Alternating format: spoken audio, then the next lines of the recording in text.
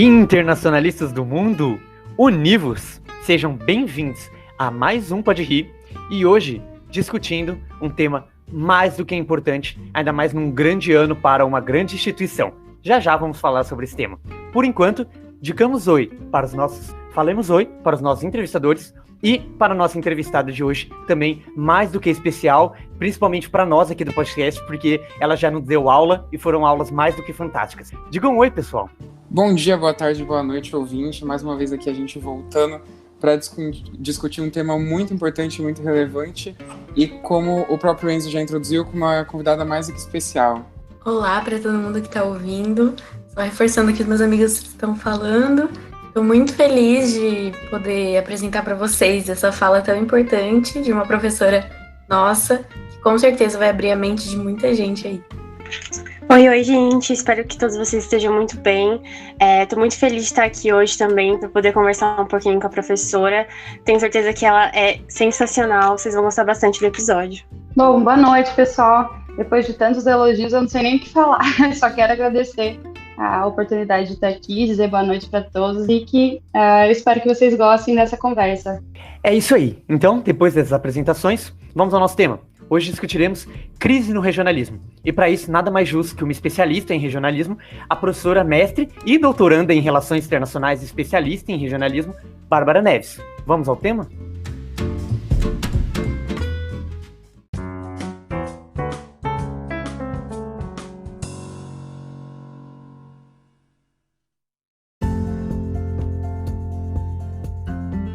Bom, então para a gente de fato começar a discutir as questões de hoje, eu queria pedir para a professora Bárbara se apresentar, falar um pouco sobre a formação dela como internacionalista, como ela chegou até aqui e como é essa experiência para ela de estudar sobre regionalismo, discutir sobre regionalismo. Então, mais para o público realmente te conhecer e conhecer sua trajetória. Bom, boa noite. Obrigada novamente para quem está ouvindo esse episódio. Bom, a trajetória em si, né? Primeiro, como que a gente chega a relações internacionais, né?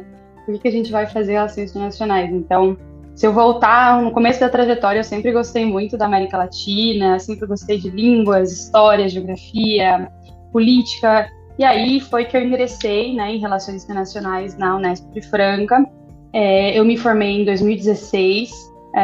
E aí eu já fui direto para o mestrado, né? Durante a graduação eu tive contato com professores muito bons que estudavam temas do regionalismo, principalmente o professor Marcelo Mariano, que também é professor da Unesp de Franca, e dentro da pesquisa dele, né, que é o Mercosul, o Mercado Comum do Sul, eu me apaixonei pelo tema, fui conhecendo mais a dinâmica, o que era regionalismo, o que era integração, como que funcionavam as relações internacionais entre os países da região, quais eram os principais problemas, os principais impasses. E aí eu fui desenvolvendo minha pesquisa na graduação, eu fiz iniciação científica com e sem bolsa.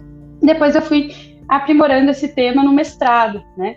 Na graduação ainda eu tive a oportunidade de fazer um intercâmbio com bolsa pelo Santander no México, o que aumentou ainda mais a minha paixão pelo tema, né? Por entender como é que funcionam as relações entre os países latino-americanos, ou a grande pergunta, por que não funciona muitas dessas relações?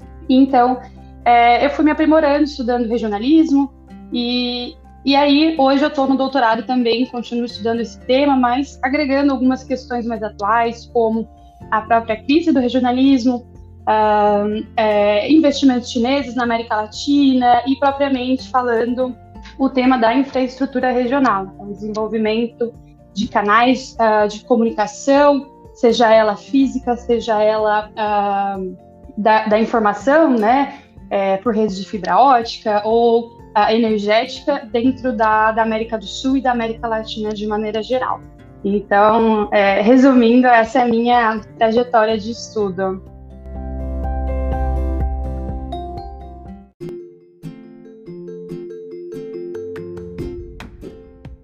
Professora, para começar esse episódio, eu queria fazer uma pergunta bem geral, bem leiga, para quem está ouvindo o episódio e não estuda relações internacionais ou está no primeiro ano, ainda não sabe muito bem. Eu queria que se você pudesse explicar o termo integração mesmo, o que é integração regional, como que isso se expressa pelos blocos regionais, talvez quando isso começou, como está a situação agora, um panorama bem geral, assim, para quem está começando agora. Perfeito, vamos começar. Eu sempre falo isso quando eu começo a dar aula, né, que eu vou tentar falar devagar, porque às vezes a cabeça funciona mais rápido do que a gente imagina, né, e aí a gente acaba falando rápido. Mas sobre essa questão mais teórica, né, tentando ser bem geral, eu vou começar falando sobre o que é regionalismo para ir para a integração depois, né, porque uma coisa acaba desenvolvendo ou não na outra. Então, quando a gente fala desse tema, a gente fala de regiões, a gente sempre tem que pensar na questão geográfica, né? Então, quando a gente fala de região, a gente está pensando em países que são próximos geograficamente. Então, a gente tem aí os países da América Latina, ou a gente fala da própria Europa, dos países da África e do Sudeste Asiático, né? Que também tem esses blocos regionais que eu vou falar mais para frente. Então, de maneira geral, quando a gente fala de regionalismo, a gente está falando de processos de aproximação entre esses países, seja por meio de fóruns de negociação ou fóruns de discussão, né? Onde esses países vão debater temas em comuns, vão discutir problemas em comum, e a partir disso eles podem ou não desenvolver o que se chama de integração regional. E aí, ainda que de maneira um pouco mais formal, quando a gente fala de integração regional, eu preciso citar aqui alguns autores teóricos, né, que são os pais aí, do termo integração regional. São autores europeus, o Ernest Haas e o Philipp Schmitter, né? Eles vão desenvolver o estudo de integração regional a partir do exemplo europeu. Então, no pós, né, Segunda Guerra Mundial, a gente tem um movimento de aproximação entre os países europeus, e esse movimento, ainda que se inicia aí através de um intercâmbio econômico, a gente tem a comunidade do carvão e do aço, né, a gente tem o Benelux, esse processo ele vai ser institucionalizado.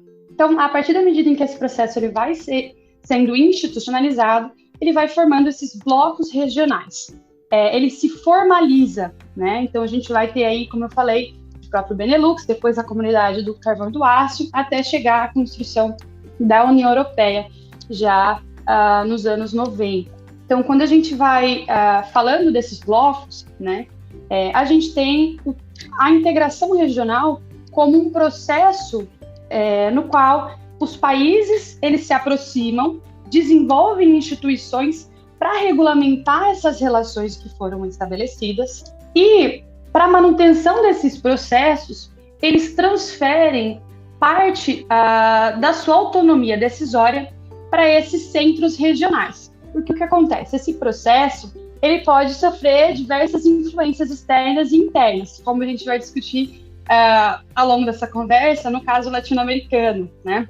Então, para garantir que esse processo ele se mantenha ao longo do tempo, né, que as expectativas que geraram esses acordos entre os países, que geraram esse espaço de discussão, de debate, eles vão ser mantidos ao longo do tempo, eles transferem parte desse poder decisório, dessa capacidade de tomar decisões para um centro específico, que vai manter essas relações regionais independentemente de mudanças na região, ou de crises, né, instabilidades e assim por diante, que é o que a gente vê principalmente no caso europeu, né? Então, quando a gente fala da Europa em si, a gente vai ter instituições que tomam decisões que devem ser aplicadas dentro dos países, né? Então, tem um caráter mandatório, que é diferente de quando a gente discute essa integração regional na América Latina. Existe apenas um mecanismo na América Latina que tem esse caráter mandatório em espaços de decisão, que é a Comunidade Andina. Os outros mecanismos, como a gente vai discutir, seja ele a União de Nações Sul-Americanas, a Unasul, ou o próprio Mercado Comum do Sul, o Mercosul, eles dependem dos estados, né? Mas a integração regional, então, ela pode surgir desse processo de regionalismo, de aproximação entre esses países, seja de maneira política, então começam a discutir questões políticas em comuns, ou a partir de questões e interesses econômicos em comuns, como foi o caso na Europa e até mesmo na América Latina, se a gente pensar nos processos que se iniciaram nos anos 60, né?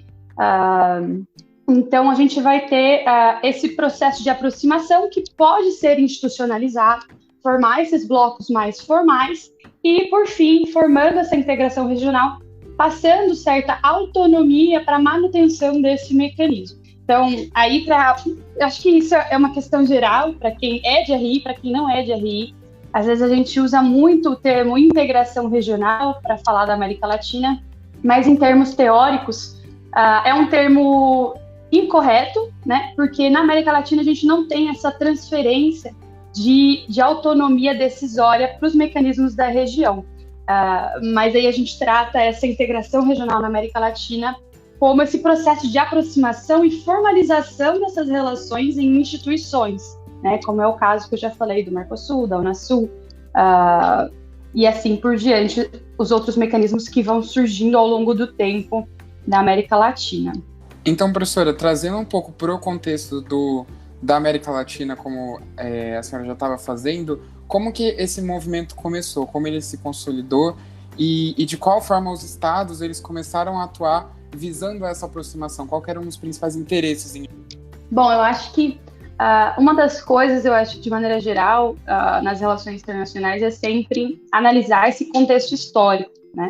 Então, quais foram os interesses iniciais depende do bloco que a gente está olhando, né? Então, existe uma discussão dentro das relações internacionais que vão analisar diferentes períodos de aproximação regional. Então, e aí eles vão chamar de ondas de regionalismo, né? A primeira onda de regionalismo foi nos anos 50, 60, né? Quando os países da América do Sul começaram a se aproximar também, aí no período pós-guerra, né?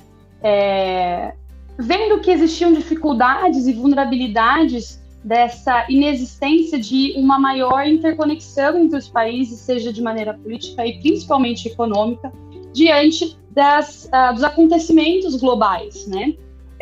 E a partir desse momento, eles vão tentar se aproximar para se fortalecer, mas de maneira interna. Então, eles buscam se aproximar, se unir, formalizar relações para fortalecer o desenvolvimento dos países na América Latina, né? Então, a gente tem aí esse primeiro movimento de aproximação que vai ser chamado de regionalismo fechado.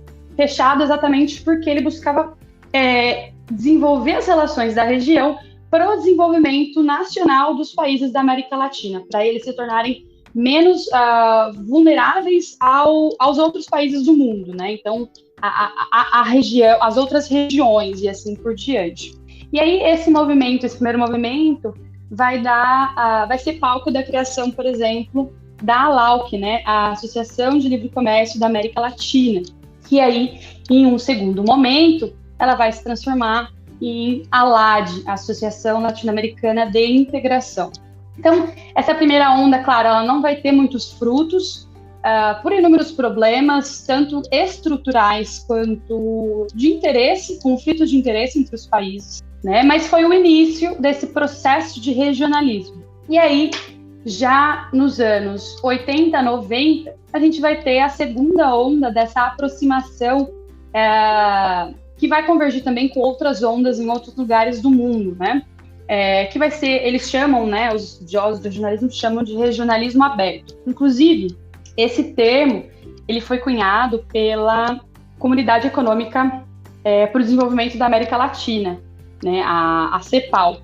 Então, a CEPAL ela vai cunhar esse termo a partir aí da sua estrutura de estudo do desenvolvimento econômico latino-americano, dizendo que era necessário que os países desenvolvessem a partir da lógica do neoliberalismo, então a partir de uma lógica de abertura comercial. Então os países eles vão desenvolver novas relações, vão instigar novos momentos de interconexão e de trabalho em conjunto para o desenvolvimento, porém nesse momento visando a abertura do comércio para fora. Então vai ser nesse momento que a gente vai ter a criação, por exemplo, do Mercosul, né, nos anos 90, com esse intuito de criar inicialmente um mercado comum que não foi criado até hoje. A gente se encontra num momento aí de união aduaneira, e aí, para quem não sabe, a gente faz um parênteses, a gente tem diferentes etapas de integração econômica, né? Então, a gente tem uma área de livre comércio, onde você diminui, né? Você acaba com as taxas de exportação e importação entre os países que estão dentro desse acordo.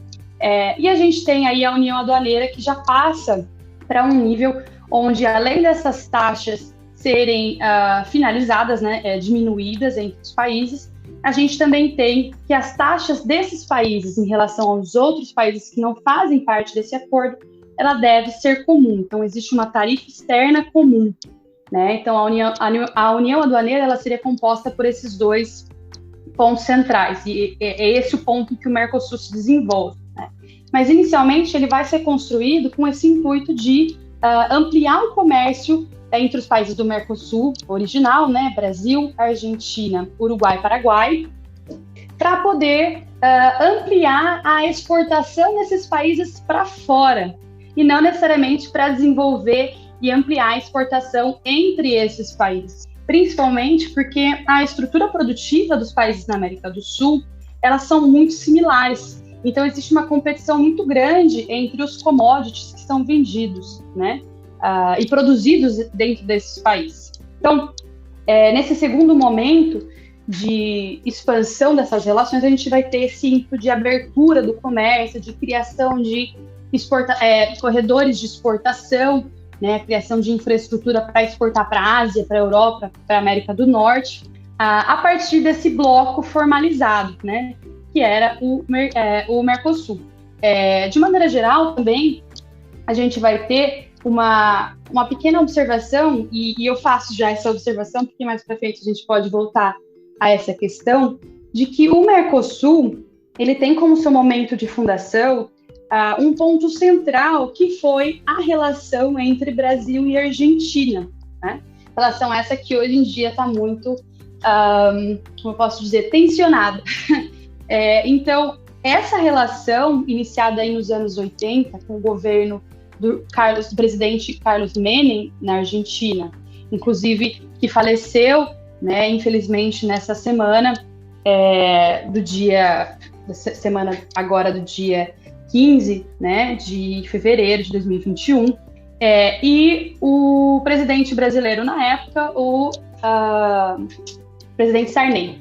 Então, a gente vai ter a aproximação desses países como o centro da relação que criou o Mercosul, né? Principalmente porque também são os principais países em termos econômicos do bloco. Primeiro o Brasil, depois a Argentina, né? Então, de maneira geral, quando a gente pensa nesses movimentos de expansão das relações entre os países da América do Sul, a gente vai ter esses dois momentos iniciais, né?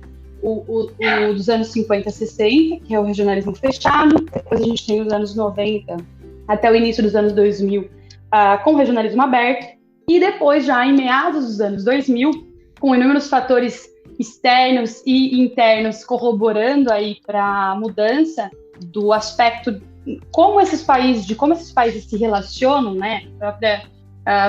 O fim da Guerra Fria, né? A crise do real, né? Que foi consequência também da crise asiática, a crise econômica asiática de 97, a gente tem depois a crise do real em 99, consequentemente, pela interligação e interdependência entre Brasil e Argentina, a gente vai ter a crise econômica na Argentina. Então, após esses inúmeros fatores, a gente vai ter uma nova forma desses países verem a necessidade de se relacionar, que vai gerar uma nova onda de aproximação entre esses países, criando outros mecanismos regionais, como, por exemplo, a União de Nações Sul-Americanas, né? Que seria mais o período recente, a Unasul.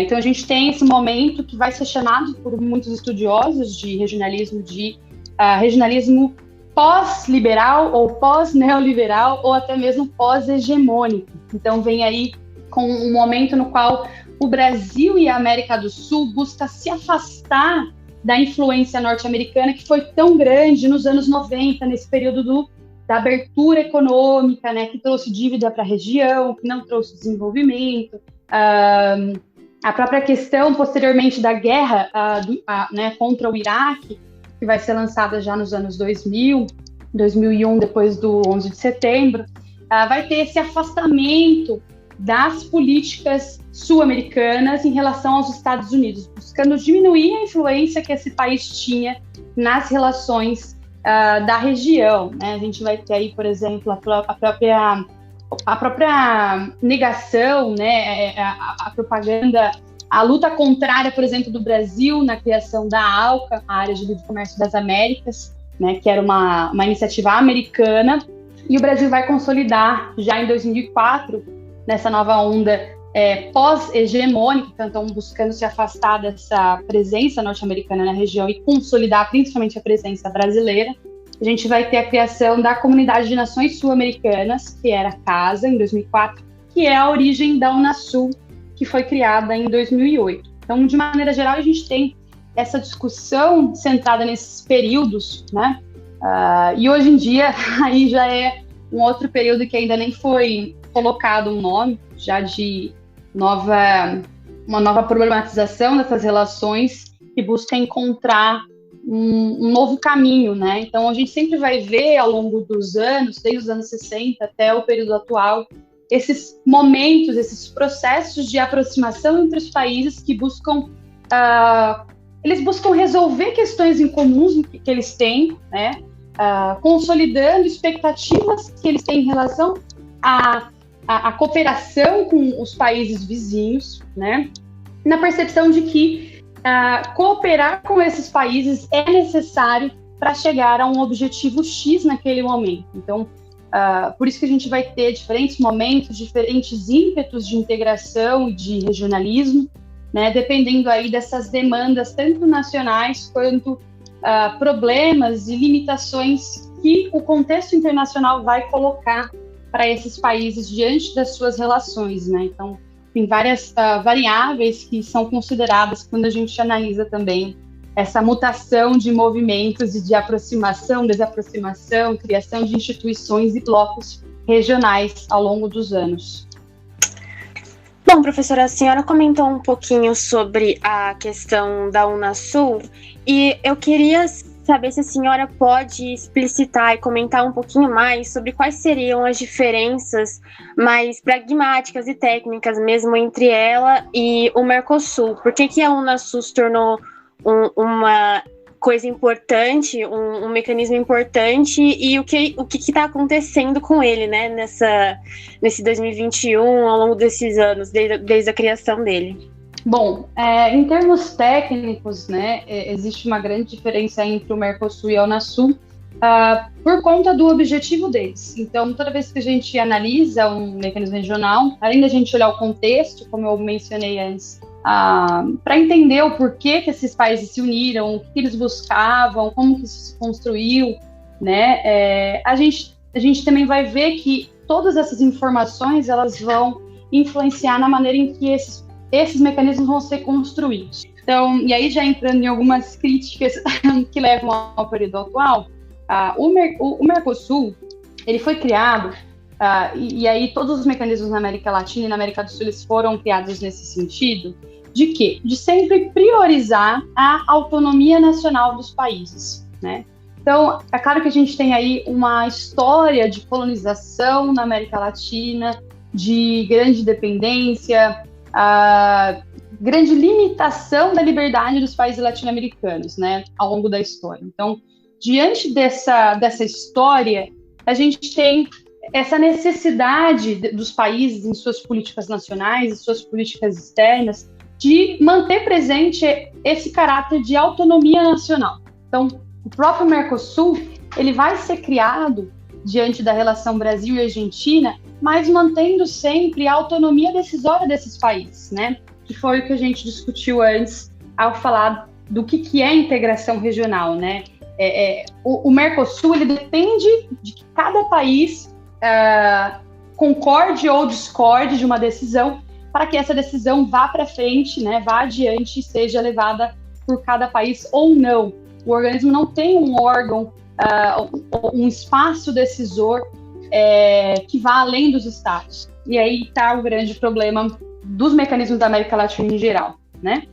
Institucionalmente falando. Então, o Mercosul, quando ele é criado, ele tem o objetivo comercial, abrir o comércio, desenvolver, criar esse espaço para ampliar as exportações para fora. Já a Unasul, partindo desse período pós, né, hegemônico, ela tem o objetivo de modificar esse caráter estritamente econômico dos blocos regionais que vinham sendo criados até então. Então, na estrutura do Mercosul, que é gigantesca, tem diferentes organismos, grupos de trabalho, assim, é uma estrutura super complexa e robusta, ainda que limitada de ação, né, por depender dos estados, vai focar em diferentes áreas, seja ela saúde, o comércio, né, transações comerciais, investimentos, mas grande parte do Mercosul, inicialmente falando lá nos anos 90, ele vai ser focado todas as áreas para a área comercial. Claro que isso vai ser mudado já nos anos 2000, né, tem a criação do próprio parlamento sul-americano, a incorporação de setores sociais, da participação cidadã, enfim. Mas a Unasul, ela não se propõe ser um mecanismo para a integração econômica, né? O Mercosul, ele é uma união aduaneira, tem acordos econômicos para a diminuição das barreiras entre esses estados e uma tarifa externa comum desses estados com outros países, né, para comercializar com outros países. A Unasul, ela surge como um fórum de discussão de diferentes temas, né, a grande diferença da Unasul, assim, quando se olha o Tratado de Constituição dela, por exemplo, é que ela propõe esse caráter social de diminuir, né, encontrar meios de manter um diálogo entre todos os países da América do Sul para diminuir as assimetrias e as desigualdades na região, dentro de uma percepção social, cultural. Inclusive, um dos pontos centrais da Unasul seria a criação de uma identidade sul-americana, né? Então, a Unasul, ela acaba conformando um espaço gigantesco de diálogo político entre os 12 países da América do Sul. Então, só por isso a Unasul já tem um caráter inovador gigantesco, né? Mas aí, claro, ela é limitada por essa falta de autonomia e aí por um outro fator que é exatamente a convergência política. Por quê? O que acontece? A Unasul, ela acabou se conformando como um projeto político de um momento específico no qual a América do Sul tinha uma convergência política entre os presidentes da região, né? Onde grande parte dos presidentes sul-americanos eram de esquerda ou centro-esquerda, né? Que também pode ser chamada aí de movimento da onda rosa ou de virada à esquerda. Então, nesse momento, a gente tem uma convergência nesse caráter mais social, menos econômico, né? Que, ao mesmo tempo que é instigante, que é inovador, acaba se tornando limitante pela grande dependência que a instituição tem diante desses governos que vão estimular a sua criação. Então, nesse ponto, eu acho importante eu trazer o papel do Brasil dentro da criação da Unasul, né?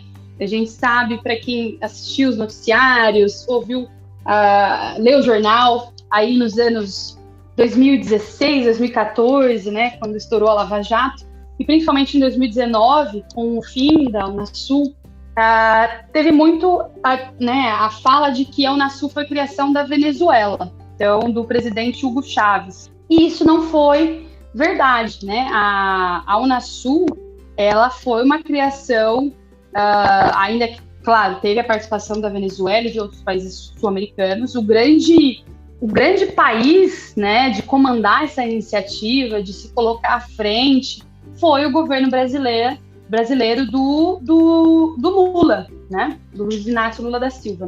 Bom, então a gente tem um grande problema a partir do momento em que a gente tem a construção de um mecanismo regional que depende muito do interesse desses países diante desse mecanismo. Então, como eu falei no âmbito do regionalismo, esses países, eles vão se unir por um motivo específico, né? Eles têm uma expectativa diante desse mecanismo ou diante desse espaço, né? Para que eles vão se unir com outros países? Para que eles vão dialogar com esses países da região. Eles têm motivações, objetivos, percepções, e quando essas percepções mudam, eles começam a ver o mecanismo com outros olhos, né? E aí, nem sempre eles acham que o mecanismo ele vai servir aos objetivos daquele Estado, como quando o mecanismo foi criado. Então, a gente tem esse grande problema com a participação do Brasil, porque ao longo do tempo, o Brasil, dentro da sua participação da Unasul, ele foi muito contraditório, né?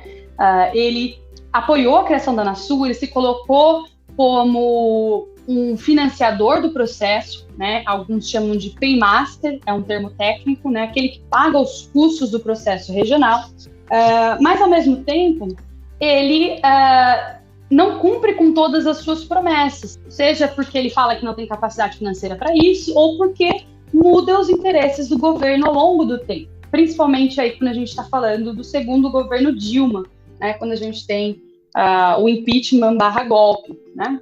Então, a gente vai ter esse distanciamento ao longo do tempo da participação brasileira de um mecanismo no qual ele foi central. Então, imagina, a gente aí cria um espaço, né, o Brasil cria um espaço com apoio de todos os países, prometendo milhares de coisas, com várias oportunidades, vários caminhos a serem traçados, né? Só que aí ele cai fora do projeto. Ele se distancia, diminui a sua participação no âmbito regional. Aí, posteriormente, com o Temer, a gente tem um afastamento da América Latina e a reativação da relação e priorização com os Estados Unidos. Então, assim, o Brasil acaba perdendo força dentro desse mecanismo, o que vai ser somado à crise da Venezuela, né? Com os problemas tanto econômicos quanto políticos do novo presidente, né, o Nicolás Maduro, depois da morte de Chávez em 2013. Então, a gente tem aí, desde 2013, vários eventos na América Latina que vão acabando... ela quebra esse período de convergência política no qual as expectativas dos países sul-americanos, elas se convergiam para dar andamento ao Unasul. Então, quando tem essa modificação desse espaço de convergência, de expectativas em comuns, a gente vai ver aos poucos o desmantelamento, a desconstrução do que foi a Unasul em si, desse projeto, né? E querendo ou não, a gente tem várias perdas aí, porque a Unasul, apesar de ser um projeto que vai ter a convergência desses governos de maneira específica e dos seus ideais, das suas políticas, ela trouxe bens comuns para a região inteira, como, por exemplo, o ISAGS, que era o Instituto de Saúde sul-americano, que fazia estudos e buscava estudos sobre saúde, epidemias, trabalho conjunto na área da saúde, construção de estudos das doenças latino-americanas, como, por exemplo, a dengue, a febre amarela, que buscava construir um marco de saúde conjunta e cooperativa entre os países da Unasul. Então, quando a Unasul acaba, o ISAGS também acaba. E aí a gente perde essa memória e esse trabalho que foi feito por mais de 10 anos, né? O próprio Conselho de Defesa e Segurança sul-americano, que é muito famoso por ter participado, né, nessa cooperação e na resolução de conflitos sul-americanos sem a intervenção de outro país de fora da América do Sul, né? Teve um conflito, por exemplo, entre Venezuela, Colômbia e Equador, no qual a própria Unasul e o seu Conselho de Defesa e Segurança, ele vai agir sem precisar chamar Estados Unidos, sem precisar chamar países europeus, sendo que em um desses casos o próprio Brasil foi líder na negociação entre as partes, né? Então a gente tem aí essa grande questão que faz parte dos produtos e do trabalho desses blocos regionais, né? Então, de maneira geral, a gente tem essas duas diferenças. O Mercosul como um bloco econômico que tem um objetivo em comum, ainda que ele vá se atualizando ao longo do tempo, né? Ele tem esse objetivo econômico, de desenvolvimento e ampliação das exportações, e a Unasul como esse fórum de debate político e cooperação em diferentes áreas para além da economia, né? Então, de maneira geral, seriam essas as questões centrais a serem debatidas sobre ambos os blocos. Professora, depois dessa ótima explanação, eu queria voltar um pouquinho no tema que você falou, tanto na resposta dessa pergunta, quanto na resposta da pergunta anterior, que eu ando lendo bastante coisa ultimamente sobre isso, inclusive, essa questão da autonomia. Queria que você explanasse um pouquinho mais o quanto que essa questão da autonomia sempre foi, né, uma pedra no sapato, e qual que é o papel que ela está tendo agora nessa nova crise que a gente está vivendo, a dissolução da Unasul, agora a notícia de que, né, nos 30 anos do Mercosul a gente vai voltar, querem propor voltar para uma área de livre comércio. Como que é essa questão?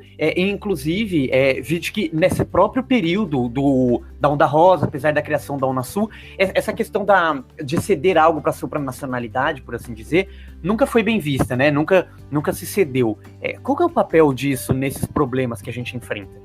Bom, aproveitando essa pergunta, eu vou até falar de algumas outras questões gerais que estão conectadas a essa pergunta, tá?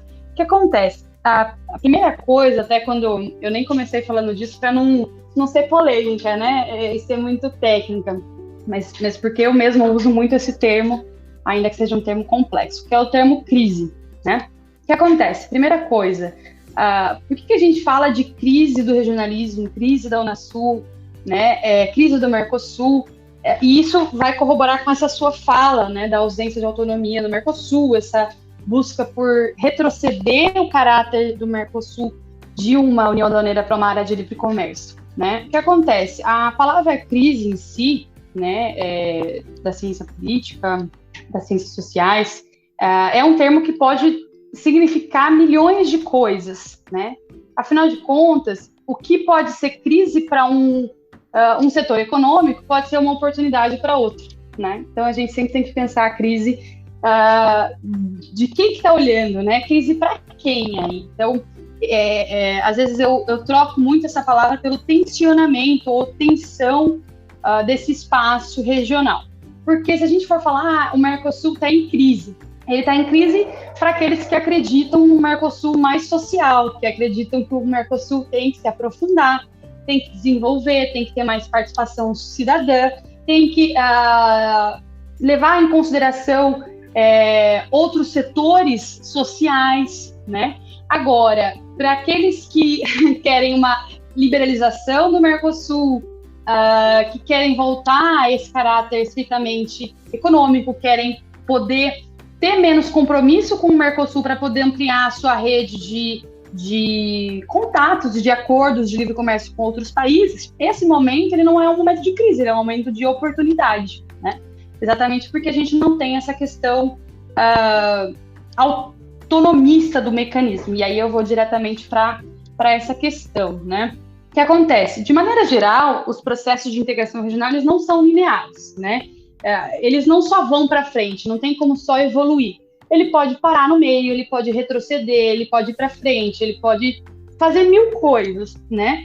Dependendo da expectativa desses participantes, dos estados, e de como eles percebem a evolução desse mecanismo, e não só a evolução, mas o que eles estão ganhando em participar desse mecanismo, né? Então, os ganhos que eles têm, elas não têm os custos, o que eles abrem mão para participar desse mecanismo. Então, o que a gente está vendo hoje é que muitos estados, no caso, não é nem estado em si, mas o Brasil, principalmente, e os setores econômicos brasileiros, veem que eles estão perdendo muito por não poder, pelo Brasil não poder assinar outros acordos de comércio com outros países, né? Só que a gente tem outras perdas aí que não são discutidas, né? Teve até um estudo recente da CNI, da Central Nacional de Indústrias, foi em 2019, quando também teve esse assunto, logo que o Bolsonaro assumiu a presidência, a gente vai ter esse debate e foram feitos vários estudos sobre o que o Mercosul perde ou ganha se ele retroceder, ou se o Brasil saísse do Mercosul, o que o Brasil perdia, o que ele ganhava. E, obviamente, a gente vai ver que ele mais perde do que ganha, né? Porque a Argentina, o Uruguai, ainda que eles vendam pouco para o Brasil, eles compram muito do Brasil. Então, é um mercado central para o Brasil, né? Mas, enfim, voltando à questão da autonomia, né? O que a gente tem que entender, então, é que a criação desse mecanismo de maneira flexível, para que os estados pudessem tomar suas decisões ao longo do tempo, sem nenhuma influência, sem nenhuma limitação, ela projeta esse caráter presidencialista dos países latino-americanos. E aí existe um estudo muito interessante, por isso que eu vou mencionar aqui para vocês, sobre o processo cíclico que existe na América Latina e nos processos de integração e regionalismo latino-americanos, né? O que acontece? A gente tem esse espaço com uma interdependência econômica baixa, porque a gente tem uma transação econômica entre os países muito abaixo do que, por exemplo, o comércio, o intrabloco lá na Europa, né? Então a gente vende mais para outros países do que entre nós mesmos, né? Vendemos e compramos. O principal parceiro comercial do Brasil hoje e de outros países do bloco é a China, né? Então a gente tem certa vulnerabilidade e dependência em relação a outros mercados, e existe aí, em relação a isso, né, como consequência disso, um baixo comprometimento dos países em manter e priorizar os esforços deles para que esse bloco, esse espaço regional se desenvolva e ganhe certa autonomia ao longo do tempo. Porque se eles não encontram, eles não percebem ganhos nessa relação, né? Ninguém quer ceder, diga-se de passagem, né? Então, tá todo mundo sempre querendo ganhar. E como disse a Dilma, ainda que não seja fácil de fazer piada, no fim das contas, todo mundo acaba perdendo, né? Ninguém ganha, ninguém perde, todo mundo perde. Mas, enfim, a gente vai ter esse espaço onde existe um ciclo, né, de alternância de comportamento dos países latino-americanos em relação a esses processos regionais. Uma hora a gente tem os países apoiando o processo regional, outra hora a gente vai ter esses países condenando aquele processo regional e aqueles blocos que foram criados, né, criticando eles, falando que eles são ideológicos, que eles estão perdidos, que eles não levaram a nada, né? E existe um estudo de um autor que chama Pedro Pozo, de 2020, é super recente. O artigo chama El Regionalismo Examen, la crisis global de la integración. Ele vai apontar que existe esse padrão já desde os anos 60, né? Para ele, esse padrão cíclico dura em torno de 10 anos ou 2 gestões governamentais. Aí muda de governo, tem uma crise do processo regional, que vai ser acusado de retórica, vai ser acusado de ineficaz, de enviesado ideologicamente falando. Aí vão se criar outras iniciativas com uma natureza diferente, contrária, só que ela vai ficar inerte, porque não vai se desenvolver, né? Não vai acabar, vai ficar ali, e aí esse ciclo começa novamente depois com uma nova gestão, né? E aí ele vai caracterizar a América Latina como um espaço de mortos-vivos do regionalismo, né? Como, por exemplo, o próprio ProSul, né? O Fórum de Desenvolvimento e Progresso da América do Sul, né? Criada aí pelo governo chileno, do Piñera, mas com grande apoio e participação do Brasil, né? E assim por diante, sendo aclamado o substituto da Unasul por não ser ideológico, né?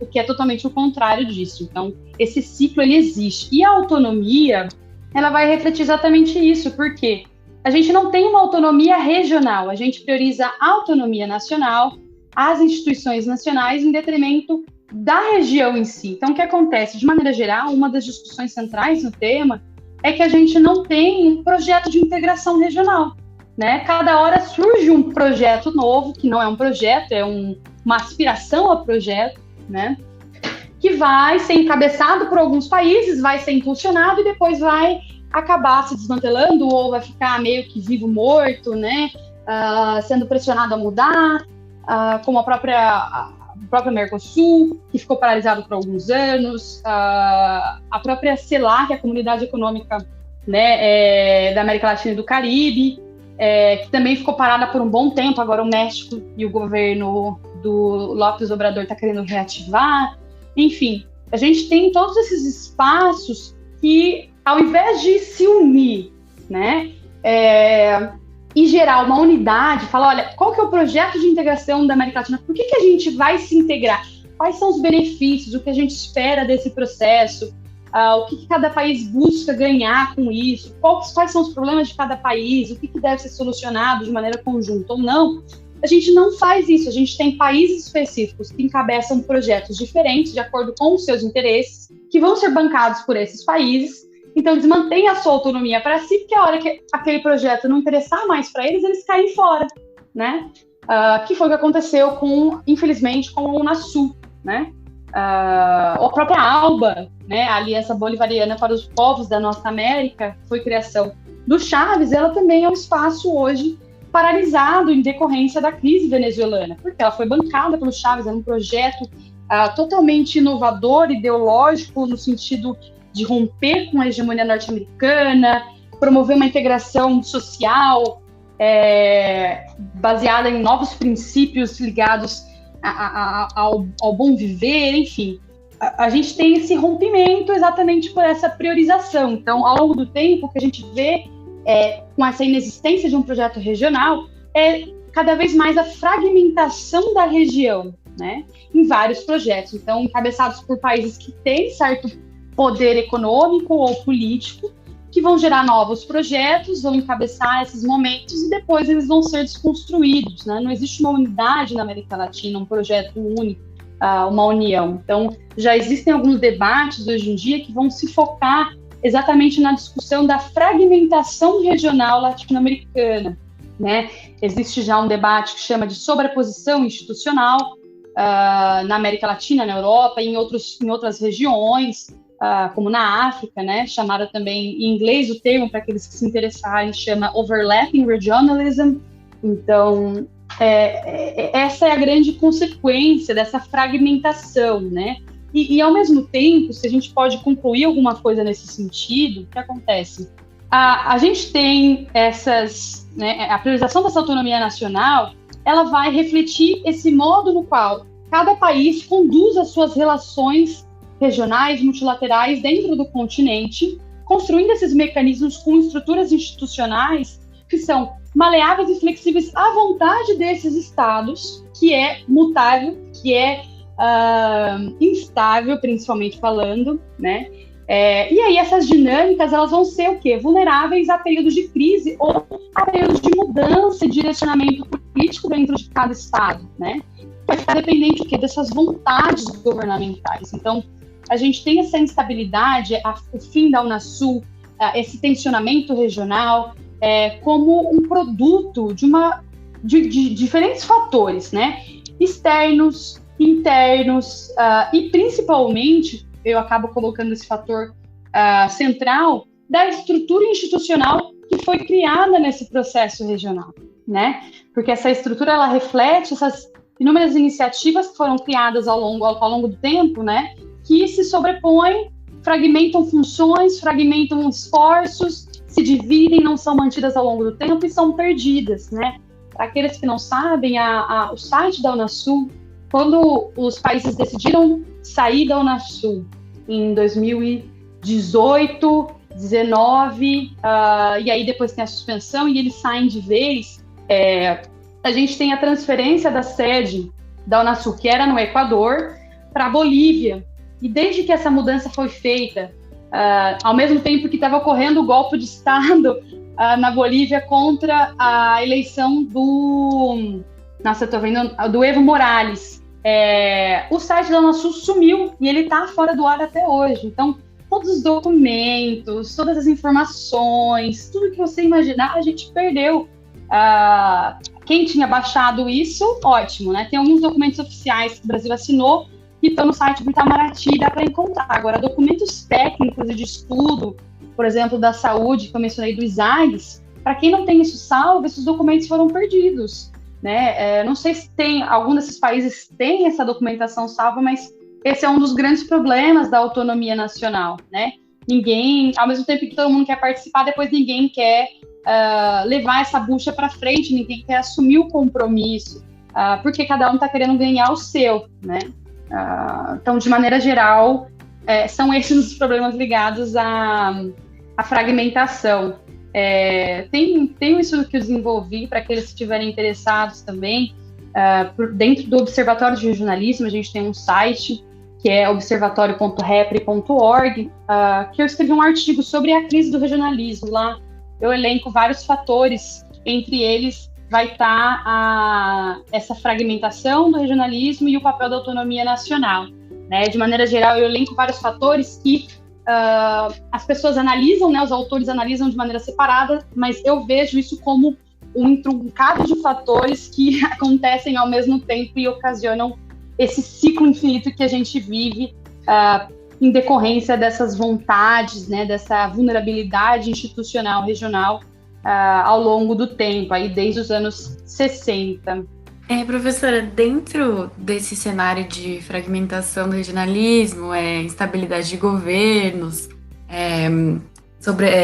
instituições que se sobrepõem, eu queria saber um pouco agora sobre o cenário da pandemia, né? O que você acha que a pandemia influi nessas instituições e o que essas instituições influem na pandemia? Seria a pandemia um símbolo do fim oficial desses blocos? Ou poderia alguma estrutura que esses blocos já conseguiram construir ajudar esses países na pandemia? Bom, é uma ótima pergunta. Inclusive, eu aproveito e faço propaganda de novo do Observatório de Jornalismo. Olha eu usando o espaço aqui. É que o Observatório fez um estudo excelente sobre como diferentes blocos do mundo inteiro responderam à pandemia. Então, também está lá no nosso site, o nosso dossiê publicado. Mas o que acontece de maneira específica, e eu vou falar alguns detalhes específicos, porque o meu estudo foi sobre o Mercosul na pandemia, né? O caso do Mercosul, inclusive, ele deixa isso muito claro sobre o problema da autonomia e da vulnerabilidade às crises nacionais, né, que foi a pergunta anterior. O que acontece? Existem duas vertentes de se entender dois caminhos, né, para se entender o papel das organizações regionais diante da pandemia. Uma positiva e a outra negativa. A positiva é que é o seguinte: a pandemia, ela é algo tão grave que a gente está vivendo até hoje, que ela demanda uma ação conjunta, né? É um problema, assim, transfronteiriço. Não ficou dentro de um país inteiro, né? De apenas um país. Ela foi para o mundo inteiro. Então, ela ultrapassa barreiras, ultrapassa fronteiras e essa realidade, ela demanda uma resposta conjunta. Ou seja, ela demanda que os países cooperem. Então, de um lado, a pandemia, ela expõe essa necessidade de se cooperar diante de temas como a saúde, né? Por outro lado, a gente vai ver que a cooperação e o trabalho efetivo desses mecanismos, ele é uma questão urgente de ser debatida e de ser questionada e demandada por parte dos estados, exatamente pela ineficácia que esses espaços obtiveram, não por conta dos espaços, por conta dos países. E aí eu vou usar o exemplo do Mercosul. O que aconteceu? O Mercosul é um exemplo excelente de organização em relação à pandemia.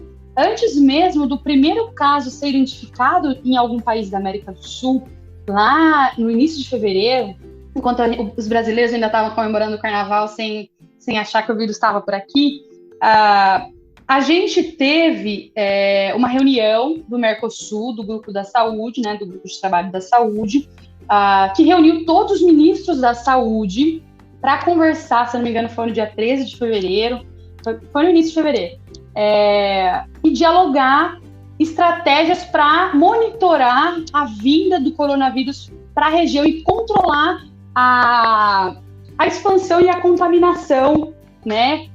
E aí controlar a existência de casos na região. Então existiu essa conversa, existiu a preparação de estratégias, existiu um consenso entre esses ministros de saúde, inclusive de criar um sistema de monitoramento, de compartilhamento de dados entre os países do Mercosul.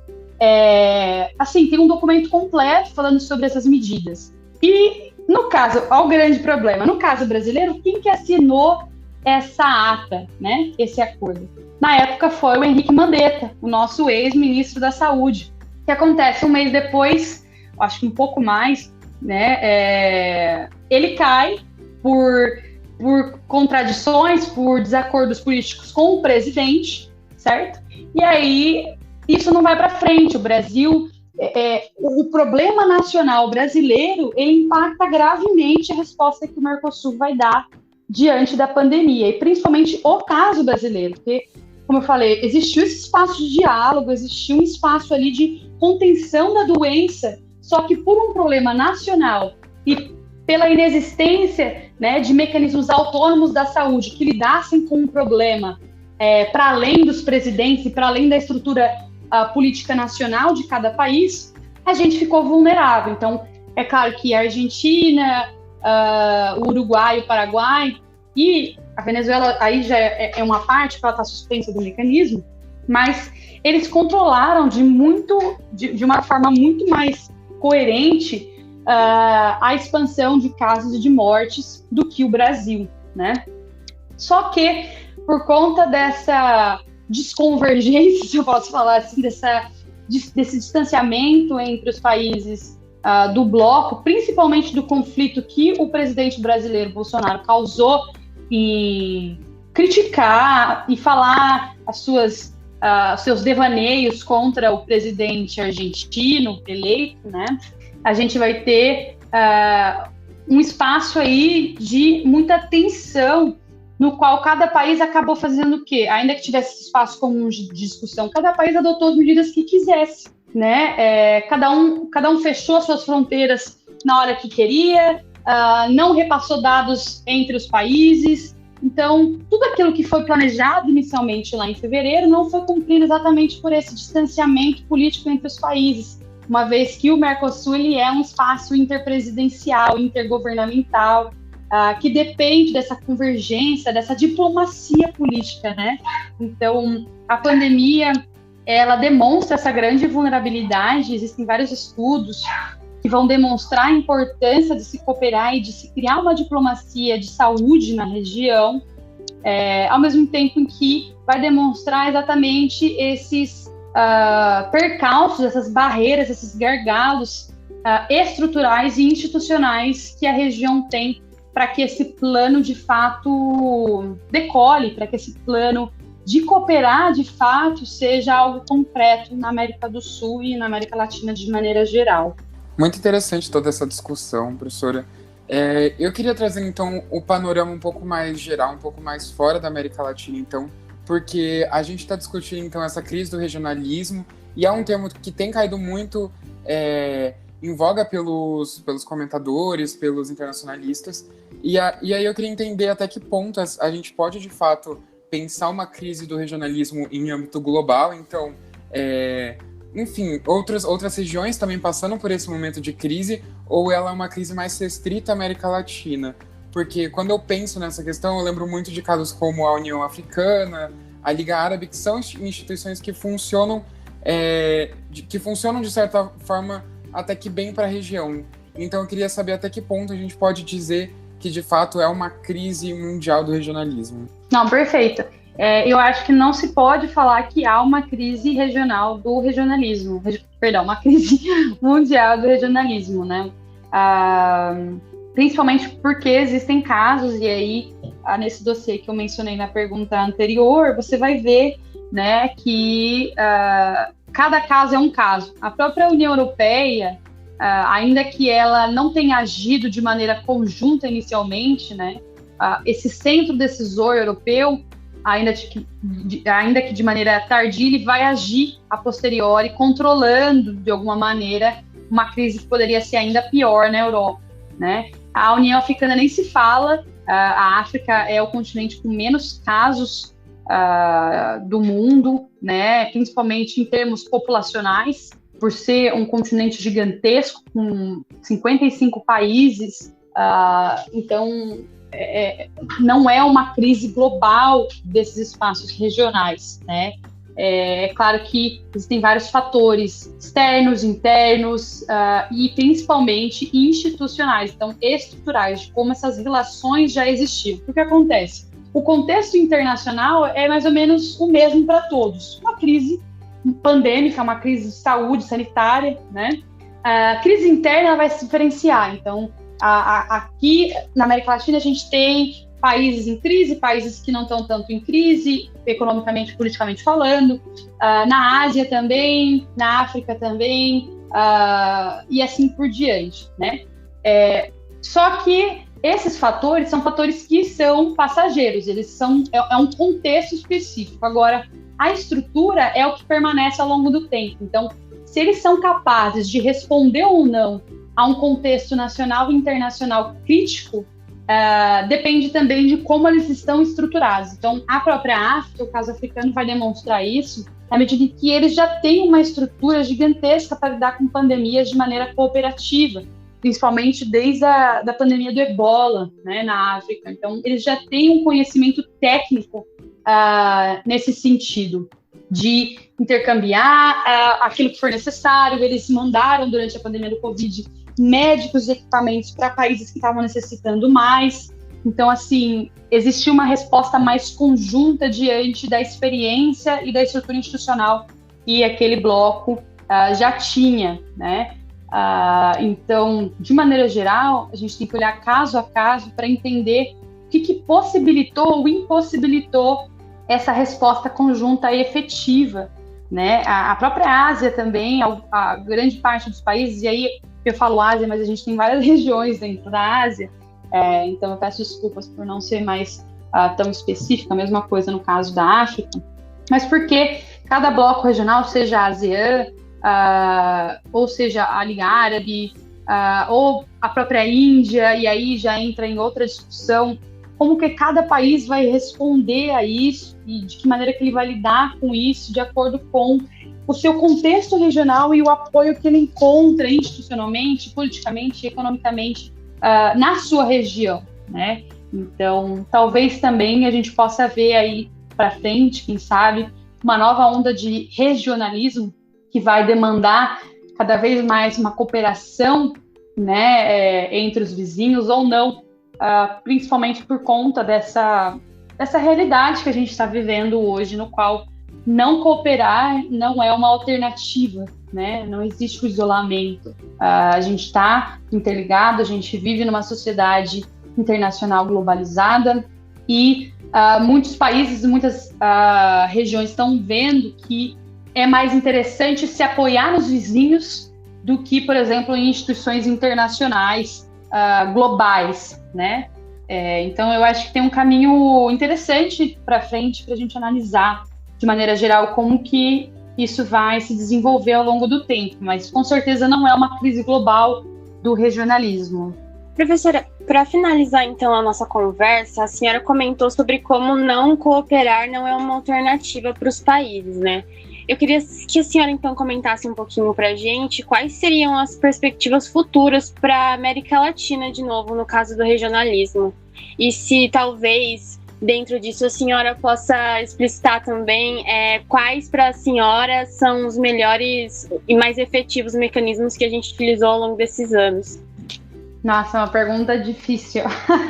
Eu diria até que impossível de responder. Primeiro porque, infelizmente, não tem como prever o futuro, principalmente da América Latina, que é uma região super instável, historicamente falando. A gente está vivendo um cenário, na minha opinião, totalmente aquilo que a gente não imaginava que a gente estaria vivendo, né? Governos tão próximos, como eu falei no início da nossa conversa, né? Que o Brasil e a Argentina são países-chave para a construção e manutenção do Mercosul. E hoje essa relação está totalmente fragilizada, né? Totalmente tensionada. Então, assim, não dá para saber qual vai ser o futuro do regionalismo latino-americano, a não ser um futuro, pelo menos no futuro curto, de curto prazo, né? Um futuro não muito próspero, não muito feliz, infelizmente. A gente tem aí, por exemplo, o próprio ProSul, que é um morto-vivo, né?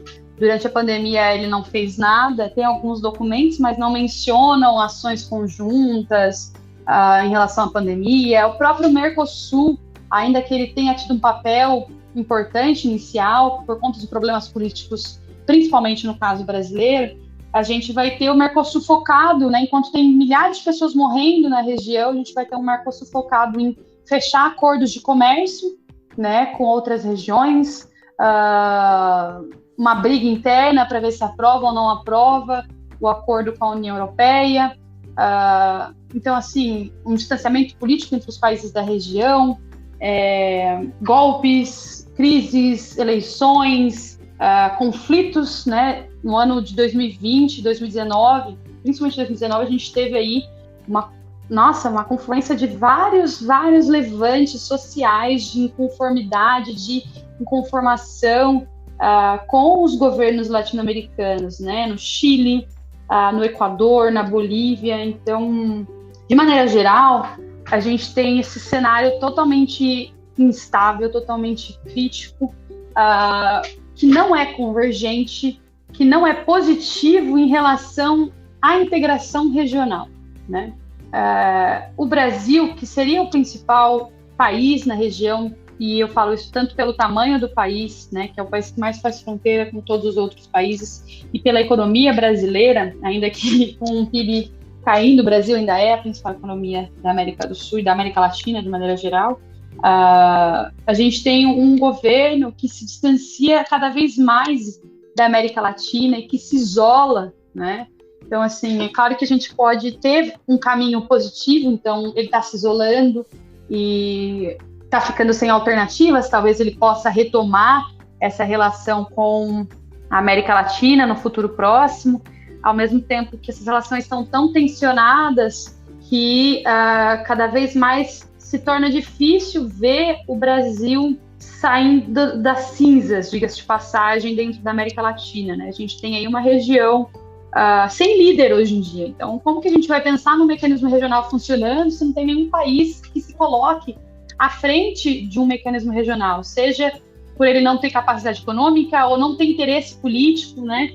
Até o ano passado existiram várias conversas com diferentes estudiosos em relação a essa questão de como vai ser o regionalismo futuro, e esses estudiosos apontaram que não tem um outro ator para levar adiante o regionalismo, né? O México ele não tem esse interesse, nunca quis, não se coloca como esse tipo de ator. Então, enquanto o Brasil ele continuar nessa inércia, fica muito difícil visualizar o futuro do regionalismo sul-americano, a não ser esse limbo que a gente acaba vivendo agora de inércia, de inefetividade. Enfim, infelizmente, era para ser uma conversa com um final feliz, infelizmente não tem como ser positiva. Eu acho que o principal agora é não tanto focar nas questões negativas, mas sim, principalmente para os estudiosos e pesquisadores, não deixarem de lado esses mecanismos que acabaram ou que estão paralisados. Então, buscar entender e demonstrar, destacar o quão importante foram os mecanismos dentro desses blocos regionais, como eu falei, os AGs, ou seja, o Conselho de Defesa e Segurança. Existiram outros espaços dentro da Unasul, existem outros espaços dentro do Mercosul, da própria CELAC, que foram muito importantes ao longo desses últimos 15, 20 anos, né? E que devem ser lembrados e compreendidos e resgatados para que a gente não perca tudo aquilo que já foi conquistado, né? Senão a gente vai viver nesse ciclo eterno de começar do zero, aí começa e não dá certo, apaga tudo, começa do zero, aí fica numa inércia e assim vai, como aquele ciclo que eu mencionei antes, né? Então é muito importante a gente entender esses espaços, que o público geral, as pessoas, a sociedade entenda a importância da região, a importância dos vizinhos, entenda a importância da América Latina, né? Entenda que o Brasil é a América Latina também, né? Eu vejo, a gente, no dia a dia a gente vê a América Latina, os latino-americanos, nós não, nós somos brasileiros. E o Brasil está dentro da América Latina, ainda que a gente fale português, ainda que a gente não tenha essa conectividade da língua espanhola, né, não tenha sido colonizado pela Espanha, então tem uma história diferente, nós somos latino-americanos. Então, entender essa unidade, entender a importância dos nossos vizinhos, entender a importância da cooperação e como tudo está interconectado, é necessário para que a gente possa evoluir, não somente politicamente como região, mas também culturalmente, socialmente. E eu acho que, de maneira geral, como humanos, entender o próximo, essa relação regional, porque, né, se cada região se entendesse como uma só, talvez a gente pudesse pensar o mundo de uma maneira diferente, né? Mas enfim, tentando ser um pouco positiva nessa pergunta final. É isso, pessoal.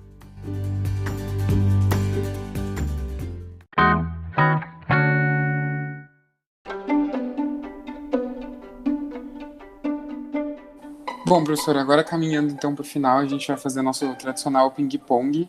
E a primeira pergunta que a gente queria te fazer é: se você fosse ter que escolher uma música para te apresentar numa luta, então você está entrando no ringue e essa música tocaria para justamente mostrar quem é a Bárbara, para intimidar o oponente, qual música seria? Nossa, Don't Stop Me Now, do Queen, com certeza. Uma ótima escolha, então. Sim, realmente. E, professora, se a senhora só pudesse assistir um filme ou uma série pro resto da sua vida, qual que você escolheria? Jesus amada. Um filme pro resto da minha vida, Senhor dos Anéis. Ai, muito bom. Ia ficar assistindo... O bom é que dava pra assistir... A trilogia toda. Uhum. Professora, e um livro de cabeceira, assim, pode ser ficção, não ficção, que você sempre lê e sempre indica pras pessoas? Nossa, nada acadêmico. Eu recomendaria Harry Potter. Os melhores são os não acadêmicos. Com certeza. E então, professora, e uma pessoa que você gostaria de conversar, viva ou morta, pode ser, que você gostaria de levar para jantar e discutir alguma coisa? Nossa, que pergunta difícil. Aqui é só pergunta difícil, professora. Gente, talvez o Martin Luther King. Sensacional. Uma boa. Alguém tem mais uma pergunta? Eu tenho uma. Professora, qual casa de Hogwarts você é? Depois disso a gente pode parar. Você acredita que eu nunca fiz o teste, mas eu sempre quis ser da Grifinória, mas eu nunca fiz o teste. A melhor casa, simplesmente. Então, eu também acho, mas eu nunca fiz o teste. Lufa vive, mas tá bom. Estando dentro de Hogwarts, eu acho que é o que importa. Isso. Certo, gente. Muito obrigado depois dessa ótima conversa sobre regionalismo, Harry Potter e Senhor dos Anéis. Encerramos então aqui mais um episódio. Muito obrigado por todos que ouviram até agora. Muito obrigado por todos os entrevistadores. Muito obrigado, professora, novamente, por aceitar nosso convite e discutir com tanta profundidade um tema que, na minha opinião pessoal, é mais do que urgente para a nossa região. Aliás, sempre foi. Então, por favor, me despeço de vocês. Até o próximo episódio. Digam tchau. Muito obrigado, então, ouvinte de sempre. É sempre bom estar com vocês. Muito obrigado, professora, por ter aceitado o convite. É um tema muito interessante, muito legal. E é um tema que é sempre bom estar aprofundando, principalmente quando a gente está discutindo relações internacionais. É um tema que ainda está em voga e provavelmente sempre vai estar em voga. Então, eu queria agradecer a professora por toda a conversa e até a próxima. Obrigada, professora, pelas informações essenciais para todo cidadão brasileiro, pela comunicação acessível e por toda essa exposição maravilhosa. Obrigada aos ouvintes, principalmente aos que não são das relações internacionais, porque eu acho que esse é um tema que todo mundo deveria saber, e parabéns a todos que tiveram interesse por isso. E vejo vocês na próxima de novo. Bom, gente, até um próximo episódio. Espero que todos vocês fiquem bem em meio a todo esse caos que a gente está vivendo. E foi uma conversa muito interessante. A gente espera que vocês tenham gostado tanto quanto a gente de conversar aqui hoje com a professora Bárbara. E muito, muito obrigada, professora, por ter aceitado participar hoje aqui com a gente. Imagina, pessoal, eu que agradeço pelo convite e agradeço imensamente pelas excelentes perguntas de vocês.